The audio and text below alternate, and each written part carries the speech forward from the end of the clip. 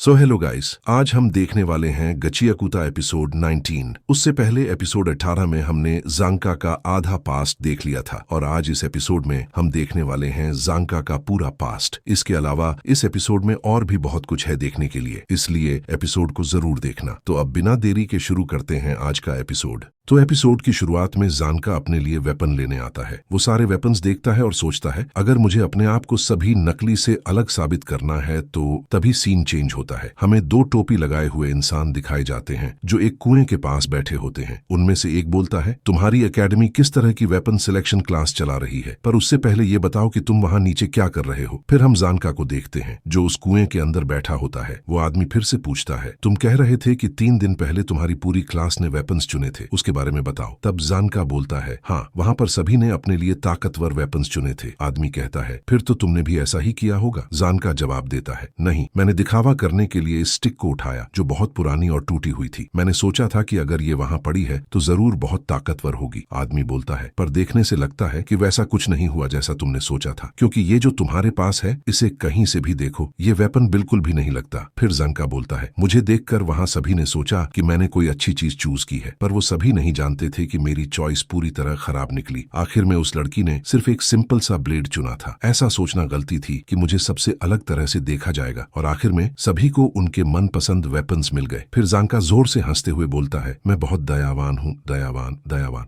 हाँ, मैं बस एक कचरा हूँ जो हर वक्त जीनियस बनने का नाटक करता है। पर अब मुझे पता चल गया है कि एक एवरेज आदमी कभी जीनियस नहीं बन सकता। अब मैं बस खुद को मारना चाहता हूँ। मैं और वो सभी सिर्फ नकली लोगों का समूह है। तब आदमी बोलता है, क्या तुम्हें एक एवरेज आदमी बनकर ही जीनियस लोगों से आगे नहीं निकलना चाहिए? मैं नहीं जानता कि तुम क्या करने की कोशिश कर रहे हो, और वैसे भी तुम्हें जीनियस दिखने की कोई जरूरत नहीं है। तुम्हारी आवाज सुनकर लगता है कि तुम्हारे अंदर अब भी लड़ने की ताकत बाकी है ना? या फिर तुम अब भी बस एक मामूली से गॉडमैन की नौकरी को पकड़े रहना चाहते हो? हाँ, आमतौर पर लोग उस कबाड़ को छोड़ देते हैं, पर तुम शुरू से ही उस पर निर्भर थे। मैं तो बस यहाँ से निकल रहा था और जो मुझे बोलना था मैंने बोल दिया। पर तुम याद रखना, अगर तुम अपनी कमजोरियों को नहीं भूल सकते तो तुम कभी ताकतवर नहीं बन पाओगे। और हाँ, अगर कभी हमारे पास आना चाहो तो आ सकते हो। फिर वो आदमी अपने सिर से टोपी उतार देता है और गाइस, वो दो लोग और कोई नहीं बल्कि इंजन और रायू होते हैं। इंजन बोलता है, किसी दिन आना और साबित करना कि एक एवरेज आदमी भी एक जीनियस को सरपास कर सकता है। तभी सीन प्रेजेंट में आता है और अब जानका उठ चुका होता है। फिर हम जैबर को देखते हैं। वो जानका को देखकर हंसता है। तभी जानका तेजी से जाता है और अपनी स्टिक उठा लेता है और फिर जैबर की तरफ गुस्से में बढ़ते हुए बोलता है, मैंने कहा था ना, जब तक मैं खुद को साबित नहीं कर देता तब तक मैं नहीं मरूंगा। फिर जानका जोर से चिल्लाते हुए बोलता है, अब मैं तुम्हें एक एवरेज आदमी की ताकत दिखाऊंगा। तभी अचानक से जानका नीचे गिर जाता है और जैबर बोलता है, तुम्हारे पैर में एक जहरीला टॉक्सिन वाला नाखून लगा था और बाद में मैंने जो नाखून तुम्हें लगाया था वो था न्यूरोटॉक्सिन। मेरे सभी जहरों में से ये मेरा सबसे पसंदीदा जहर है, एक हेलुसिनेशन टॉक्सिन। तुम्हें क्या लगता है? अब तक तो इसका असर शुरू हो ही गया होगा। मेरा फेवरेट टॉक्सिन बहुत ही जंगली है ना? और हाँ, तुमसे पहले मैंने जिस को ये टॉक्सिन दिया वो सब मर गए, क्योंकि इसमें ऐसे हेलुसिनेशंस आते हैं जिसमें हमारा पास्ट भी दिखता है। उसके बाद इंसान को सदमा लगता है जिसकी वजह से वो बीमार हो जाता है और हर वक्त उल्टी करने का मन करता है। तभी जैबर की जिनकी डिसअपियर हो जाती है और वो थोड़ा अजीब सा चेहरा बनाकर बोलता है, तुमने मुझे मारा जिसकी वजह से मेरी हड्डी टूट गई है और अब मुझे दर्द हो रहा है। क्या तुम जानते हो, हड्डी टूटने के बाद हंसने में बहुत दर्द होता है। मुझे यकीन है कि तुम ये नहीं जानते। मैंने तुमसे और ज्यादा फाइट की उम्मीद की थी, लेकिन तुमने मुझे बहुत निराश कर दिया। तुम्हें देखकर अब सोच रहा हूँ कि क्या सारे क्लीनर्स ऐसे ही होते हैं। तभी जानका जोर जोर से हंसने लगता है। जैबर उसे देखकर बोलता है, लगता है तुम्हें बहुत मजा आ रहा है, मुझे भी तुम्हारे साथ ये करना है। फिर जैबर भी जानका के साथ जमीन पर लेट जाता है और दोनों जोर जोर से हंसने लगते हैं। फिर सीन गीता पर आता है। वो एक पाइप से बाहर निकलता है और बोलता है, मैं बाहर आ गया। फिर वो खड़ा होकर उदास हो जाता है और कहता है, अरे यहाँ भी कोई नहीं है और मुझे ये भी नहीं पता कि मैं कहाँ हूँ। मैं हमेशा अकेला ही रह जाता हूँ। फिर वह अपने हाथ खोलता है और उसके हाथ में वही कॉकरोच होता है जिसे उसने यहाँ आते ही पकड़ा था। वह उसे देखकर बोलता है, अब बस मेरे पास तुम ही बचे हो प्यारे कॉकरोच। तभी वह कॉकरोच उड़ जाता है और गीता उसे रोकने के लिए चिल्लाता है। फिर वह खुश हो जाता है और उसके पीछे भागने लगता है। थोड़ी दूर भागने के बाद वह अचानक एक जगह पर कुछ देखकर रुक जाता है। गीता जिसे देखकर रुकता है वह चीज कुछ ऐसी दिखती है जैसा आप स्क्रीन पर देख सकते हैं। वह चीज बहुत अजीब सी होती है और उसमें से कुछ हाथ और कुल्हाड़ी जैसी चीज भी निकली हुई होती है। तभी सीन जानका और जैबर पर आता है और जैबर बोलता है, जानका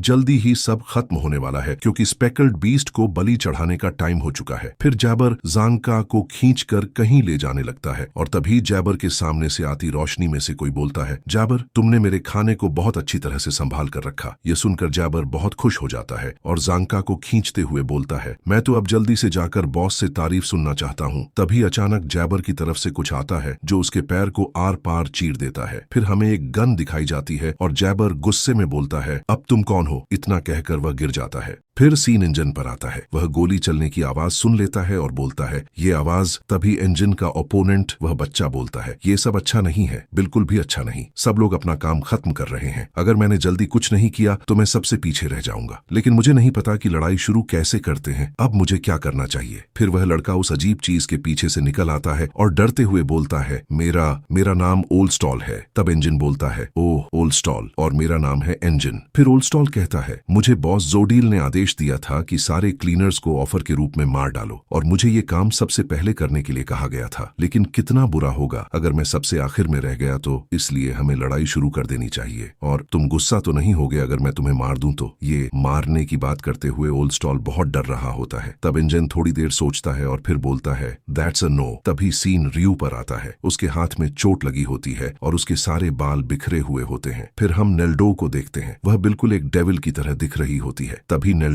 रियू पर अपने इलेक्ट्रिक बालों से अटैक करती है, लेकिन रियू उसके बालों से बच जाती है और अपने एक हाथ को जमीन पर टिकाती है। फिर वह अपने हाथों पर खड़ी हो जाती है और गोल गोल घूमने लगती है। तब नेल्डो बोलती है, तो तुम ऐसा करके मेरे बालों को उड़ाना चाहती हो? तभी नेल्डो अपनी जिंकी का यूज करती है और बोलती है, पता नहीं ये सब कब तक चलेगा। तब रियू अपनी जी को उठाकर अंधेरे की तरफ भागने लगती है। नेल्डो गुस्से में बोलती है, तुम अब मुझे अपनी पीठ दिखाकर क्यों भाग रही हो? फिर नेल्डो रियू के पीछे जाती है, लेकिन तब तक रियू छुप चुकी होती है। नेल्डो गुस्से में चिल्लाती है, तुम बिच, क्या अब तुम छुपकर हमला करने का सोच रही हो? वो तेजी से चारों तरफ भागते हुए रियू को ढूंढने लगती है और कहती है, इसीलिए मुझे तुम जैसी औरत से नफरत है। अब जल्दी बाहर आओ। क्या अब तुमने कावड़ की तरह लड़ने का सोच लिया है? फिर वो बहुत गुस्से में आ जाती है। उसके सारे बाल हवा में उड़ने लगते हैं और वो चिल्लाती है, अगर तुम सच में एक फाइटर हो तो सामने आओ और मेरा सामना करो। तभी रियू हंसती है और अचानक नेल्डो के पीछे आकर बोलती है, लगता है मैंने तुम्हारे इलेक्ट्रिक बालों के बारे में सही सोचा था कि ये बस एक लिमिट तक ही इलेक्ट्रिक रहते हैं। तो गाइस, हमारा एपिसोड 19 यहीं खत्म होता है। और हाँ, आप सोच रहे होंगे कि आज की एक्सप्लेनेशन वीडियो इतनी छोटी क्यों है। तो गाइस, इसका बस एक ही रीजन है। आज के एपिसोड में फाइटिंग सीन्स ज्यादा थे,